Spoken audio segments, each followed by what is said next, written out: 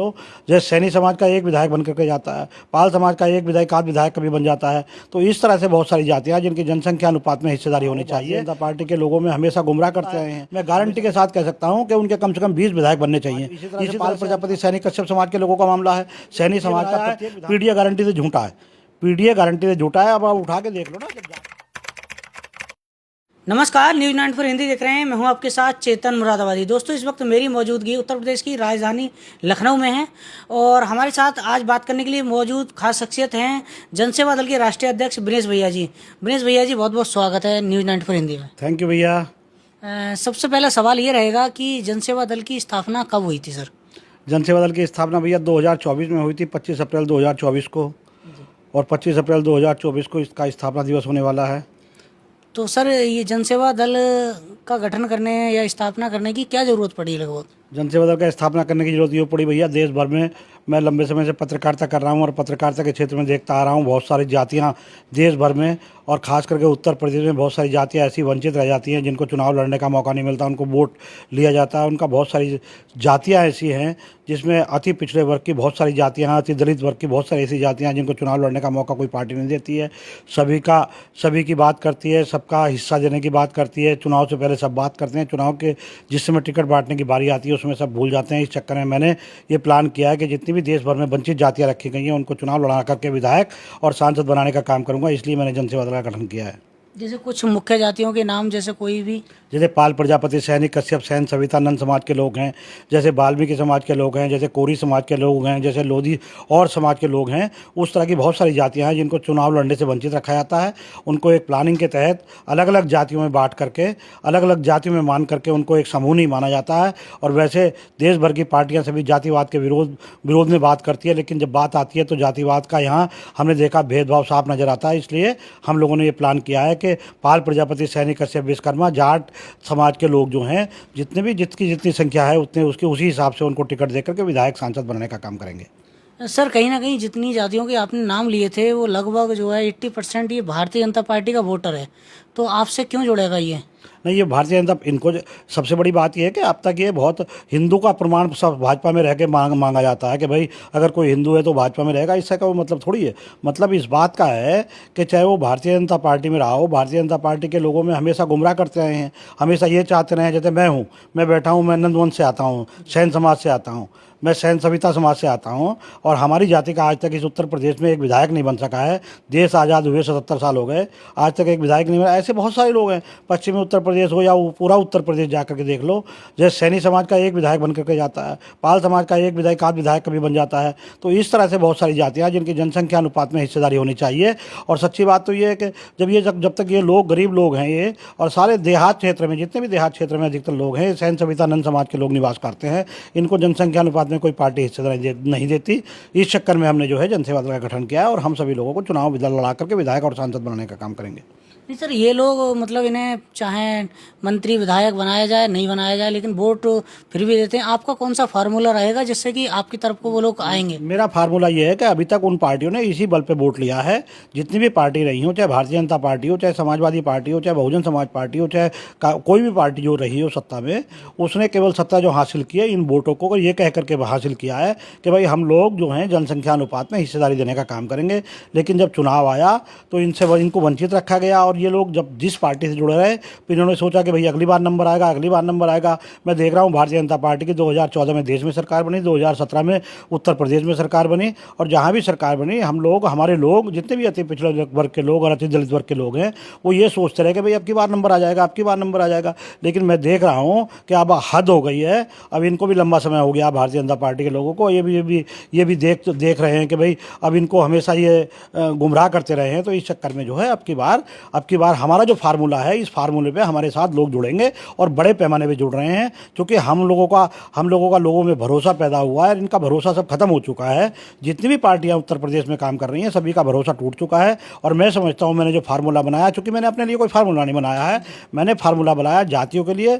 जो जाति जितनी संख्या में रहती है उसको उतना, और आज भी मेरी बात यही है कि अगर ये घोषणा कर दें, आज भी घोषणा कर दें, सपा बसपा भाजपा कांग्रेस जो भी पार्टी हैं, ये आज की तारीख में घोषणा कर दें, तो मैं आज की तारीख में भी पार्टी बनाने का पार्टी पे काम करना बंद कर दूंगा। लेकिन कंडीशन ये है कि अब हम ऊब चुके हैं कि अब की बार ये अब की बार भाजपा सरकार की बात करते हैं, अब की बार पीडीए सरकार की बात करते हैं, अब की बार बहुजन सरकार की बात करते हैं। लेकिन गारंटी इस बात की है भैया, कोई आदमी, सबको हम देख चुके।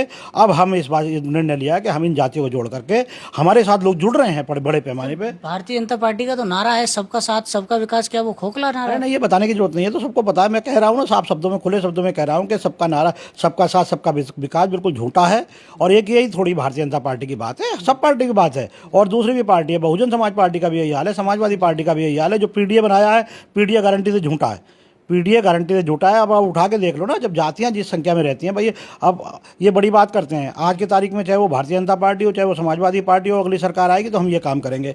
लेकिन वास्तविकता ये है भैया पत्रकार साहब, कोई व्यक्ति, कोई पार्टी इस तरह का काम नहीं करती है। सरकार में आने के बाद तो बाद में करेगी, अरे पहले तुम्हारी पार्टी है, तुम पार्टी के राष्ट्रीय अध्यक्ष हो, अपनी पार्टी के राष्ट्रीय अध्यक्ष हो, अपनी पार्टी के राष्ट्रीय अध्यक्ष होने के नाते तुम्हें पावर है पूरी कि अपनी पार्टी में जनसंख्या अनुपात में हिस्सेदारी दे दो। कल अखिलेश यादव है, कल भारतीय जनता पार्टी के लोग हैं, कल कोई है, गारंटी से सूची जारी कर दे कि भाई हम इस जाति के इतने, हम हमारे नंदवंश के लोग हैं। आज की तारीख में 3% मानते हैं, ये मेरी नज़र में तो 6% है, लेकिन आज की तारीख में 3% मानते हैं। आज की तारीख में 12 लोगों को चुनाव लड़ाने की घोषणा कर दें, मेरी गारंटी में पार्टी बंद कर दूंगा। आज इसी तरह से पाल प्रजापति सैनी कश्यप समाज के लोगों का मामला है। सैनी समाज का प्रत्येक विधानसभा क्षेत्र में, सैनी साक्य कुशवाहा मौर्य समाज का प्रत्येक विधानसभा में 20,000 से ज़्यादा वोट है, 20 से 50,000 तक वोट है। लेकिन जाके देखो, कोई एक विधायक बन गया, पश्चिमी उत्तर प्रदेश में एक सैनी विधायक है। बताओ, ताज्जुब की बात यह है कि भाई जो जितनी संख्या में रहता है, वाल्मीकि समाज का वोट ऐसा कौन सा है जिसमें गांव में लोग नहीं रहते, लेकिन उनको भी वोट ले, अब उनको भी प्रत्येक पार्टी वोट देना चाहती है, और वोट देना नहीं चाहती, वोट लेती है। लेकिन अब की बार हमने जो फार्मूला बनाया है, हम ये नहीं कहते, हम ना किसी धर्म के खिलाफ है, ना किसी जाति के खिलाफ है, ना हम किसी व्यवस्था के खिलाफ है। हम तो केवल इस चीज़ के खिलाफ है कि लोग झूठ बोलते हैं। ये इनको टिकट देख करके ये विधायक सांसद बनाने का काम नहीं करते, ये चाहते हैं इस बात को। इनको इस बात का भी पता है भैया पत्रकार साहब, इनको इस बात का भी पता है कि अगर हमने इनके हाथ में कमान दे दी, आज की तारीख में अति पिछड़े वर्ग का वोट है, अति पिछड़े वर्ग का वोट बिहार की जनगणना के अनुसार 40% है। आज की तारीख में अति पिछड़े वर्ग का वोट, इन जातियों का वोट जिनकी मैं बात कर रहा हूँ, अति दलित जातियों का वोट, अति दलित जातियों का वोट टोटल 16% में 9% अति दलित जातियों का वोट है ना, 7% अति दलित जातियों का वोट है। उनको भी हिस्सेदारी पर्याप्त संख्या में नहीं मिलती है।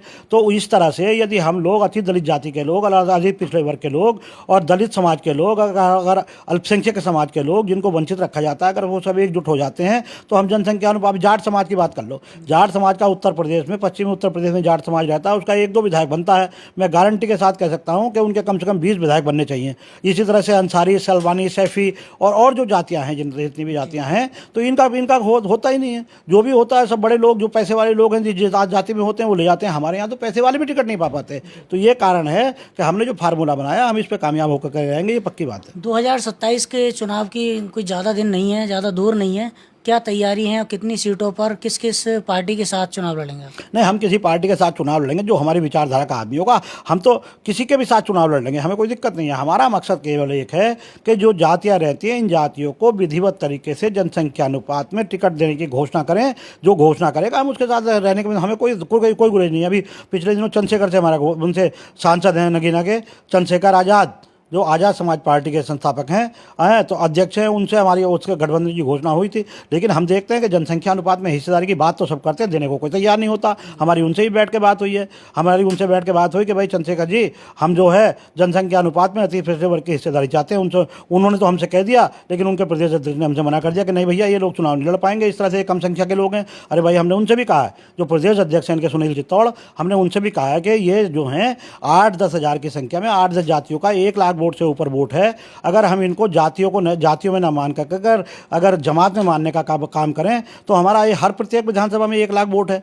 अति दलित जातियों का अगर जोड़ लें 1.25 लाख वोट है, और अगर दलित का भी जोड़ लें तो हमारा 1.5 लाख वोट है। और अगर हम अति पिछड़े वर्ग की मुस्लिम जातियां हैं उनका भी जोड़ लें तो हमारा 2 लाख वोट है। 2 लाख वोट में हम लोग जनसंख्या अनुपात में हिस्सेदारी नहीं पा पाते।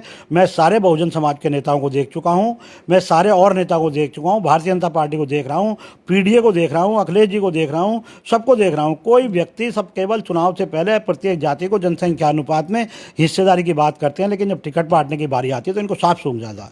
सर लास्ट सवाल है और कड़वा सवाल ये है कि आपकी रैलियां बिहार में भी हुई, आगरा में हुई, मुरादाबाद में, मतलब बहुत ही शानदार रैलियां होती हैं और बहुत पब्लिक आती है, तो कौन सी पार्टी का समर्थन मिल रहा है मतलब? मुझे कोई पार्टी का समर्थन नहीं है, मैं किसी पार्टी से गठबंधन करना भी नहीं चाहता।